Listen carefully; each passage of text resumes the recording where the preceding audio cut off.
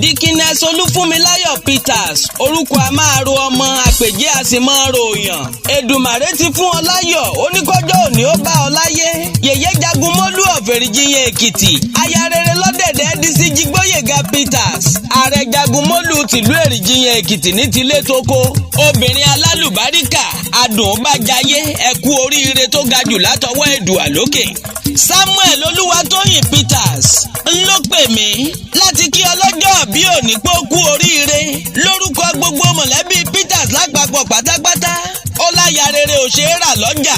Ó lẹ́bùn ńlá ni Deaconess Olufunmilayo nínú mọ̀lẹ́bí àwọn. Ó ní kí n kí ọlọ́jọ́ bí òun pé ó kú oríire orí kádún. Kọ́ba adẹ́dà ó má ṣe fèyí ṣòpin.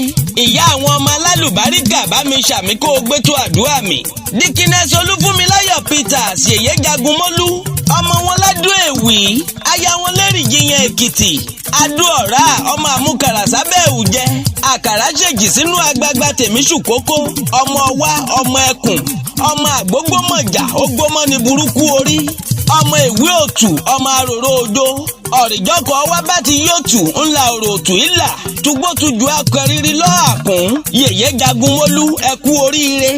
Ó dára kéèyàn ó jáde láti inú ẹbí rere kó nítọ̀ wọ́n tún wá níwà rere.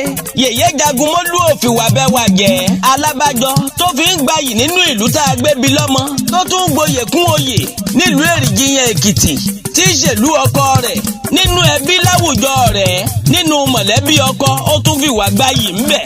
Wọ́n nírú kánṣọ̀ wọn láwùjọ òkúta wọ́n nírú aya bíi Deaconess Olufunmilayo Peters Yèyé Jagunmólú ò wọ́pọ̀ láwùjọ obìnrin alálùbáríkà kórí ó jẹ́ opẹ́ láyé torí pípẹ́ ńlá sọ̀rọ̀ igi ọ̀pẹ kó o pẹ́ láyé kó o má ṣe fa ìsàn lògbà kó o pẹ́ láyé kó o má ṣe mọ sàárè ọmọ kọ́dún yìí ó san ọ́ sówó kó san ọ́ sọ́lá pẹ̀lú ọ̀pọ̀lọpọ̀ ohun rere lọ́lá Elédùà lókè.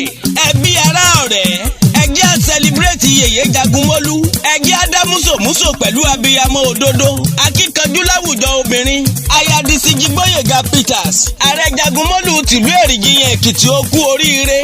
Samuel Olúwatóyìn Peters ọkọ arẹwà tí ń jáde sọ́lá ńlọpẹ mi ọ̀gẹ́fìlà Ayọ̀dèjì ọ̀jọ̀gbọ́n akọrin kéwì pèdèpìtàn bí ẹni jẹ̀kọ́ yangan sórí aago Mr. Ìlérí àṣẹ láti ṣèyí fọlọ́jọ́ bí ó ní gba ọdún kan ní fún ọ lókè èèpẹ̀.